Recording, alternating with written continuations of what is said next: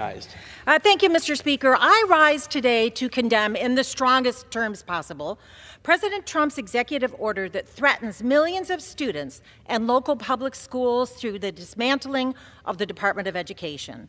This is an illegal and unconstitutional abuse of power straight out of the Project 2025 playbook.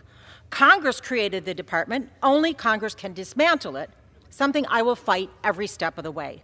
I want to note that Donald Trump and Elon Musk have likely never set foot in a public school, and they certainly do not understand what the Department of Education actually does and why it's important. But students and families and teachers in Oregon and across the country understand. In the past few weeks, several Oregon parents have told me they are terrified that their kids will lose access to vital educational services. One mom said she worries about sending her 2 kids with special needs to kindergarten next year if there are cuts to IDEA, the Individuals with Disabilities Act. Unlike Secretary McMahon, I actually know what IDEA stands for and what it means for students. I've been an education advocate for decades, and no one has ever said we need less money to meet the needs of students with disabilities. It's always a plea: fully fund IDEA. Another mom told me that her kids attend a Title I school, and they get enough to eat because of school breakfast and lunch programs. It's a fact. High poverty schools, about half the schools in the U.S., have greater educational needs. And that's why Title I dollars provide flexibility so districts can determine how to best meet the needs of their low-income students. Cutting that funding will widen rather than close the achievement gap. Nonsensically, Trump and Musk are rejoicing at the idea of returning power to states and local communities. Return what? States and local districts already have power over core functions of education, including curriculum, staffing, budgeting. In fact, it's against the law for the federal government to set curriculum. Donald Trump also makes a bogus argument that declining test scores justify abolishing the department. But test scores don't make the case for slashing federal investment in education.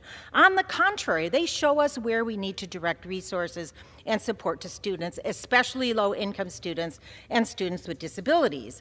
And unfortunately, we're losing an important research tool about what students do need because the Trump administration has taken a chainsaw to the National Center for Education Statistics. But we do know that more than 51,000 public schools serve concentrated populations of students from low-income families and receive Title I funds. And almost 7.5 million students with disabilities receive a free, appropriate public education because of IDEA. I encourage my colleagues on both sides of the aisle to speak with your local and state legislators and ask them if they have extra resources to fill these gaps. Also, the majority of federal funding through the Department of Education, it's to open doors of opportunity to higher education for students who choose to attend college but can't afford the cost. This includes Pell Grants, federal work study, and low-interest loans to those who qualify. I would not be where I am today without the federal aid I got to attend first community college, then law school.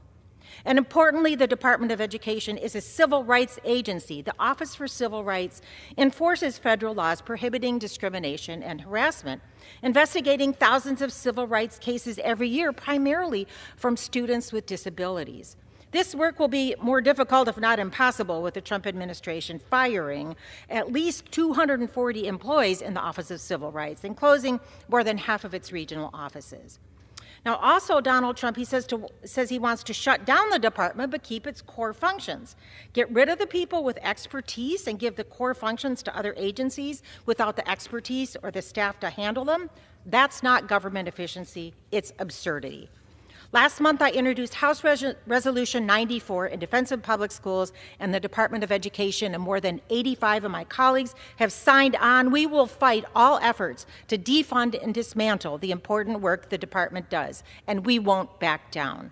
The consequences are clear. Closing the Department of Education will harm students, families, communities, and the economy. The majority of Americans support the Department of Education, and I know public school advocates will be working tirelessly to maintain the strong and vital federal investment in our system of public education. Donald Trump and Elon Musk might think this ill-conceived abuse of power will go unchecked. They are about to find out how wrong they are. Thank you. I yield back the balance of my time.